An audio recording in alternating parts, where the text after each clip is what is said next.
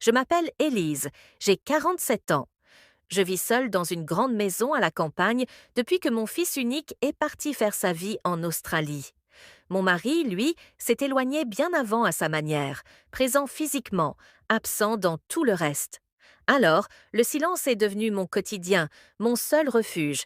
C'est à mon amie Claire, professeure à l'université, qui m'a parlé de lui.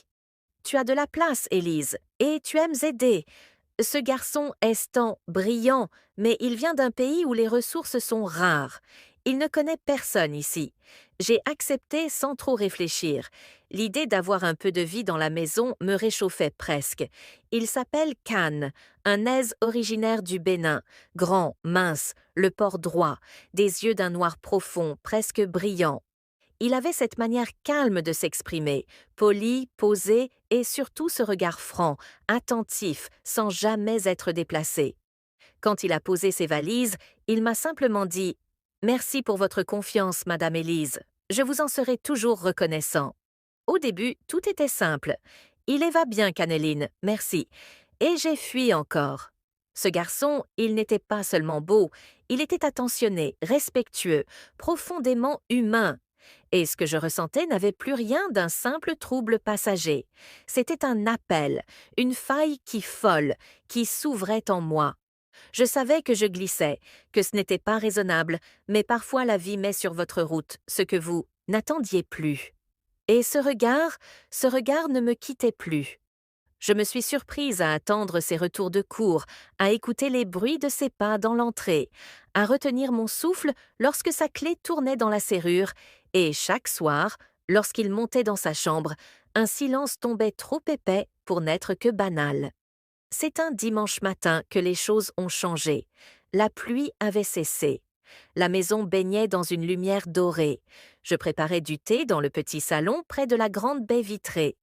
J'étais encore en robe de nuit, une de ces longues chemises en lincle que je portais sans penser à séduire. Mais ce jour-là, tout semblait chargé d'autre chose. Kellyanne est descendu, un livre à la main. Il m'a souri doucement. « Vous permettez, je peux rester avec vous un moment ?»« Bien sûr, asse-toi. » Il s'est installé sur le fauteuil en face du mien. Le silence s'est installé entre nous, mais ce n'était pas un silence vide. C'était un silence qui parlait, un silence lourd de âme que tout opposait, mais que la solitude, l'écoute et le désir avaient nous rapprocher doucement, inévitablement. Les jours ont passé, puis les semaines.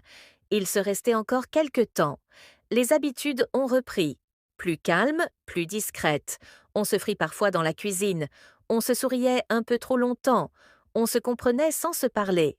Mais on savait il y avait quelque chose entre nous que personne ne comprendrait. Pas même nous, peut-être. Une parenthèse, une fièvre douce née du silence, de la solitude, du besoin d'être regardé et de celui d'être écouté. Puis il est parti. Un matin, sa valise prête, il m'a serré contre lui, pas trop fort, pas trop longtemps, juste assez pour que je sente qu'il se souvenait que ça comptait. Merci pour tout, Aisé.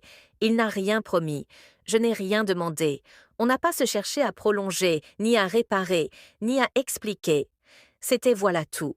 Il m'arrive parfois de penser à lui dans la cuisine ou quand la maison redevient trop silencieuse. Il y a dans mon cœur une trace invisible, pas une blessure, une empreinte. Je ne regrette rien parce que pour une fois j'ai dit oui à ce que je ressentais, et ce oui m'a rendue vivante.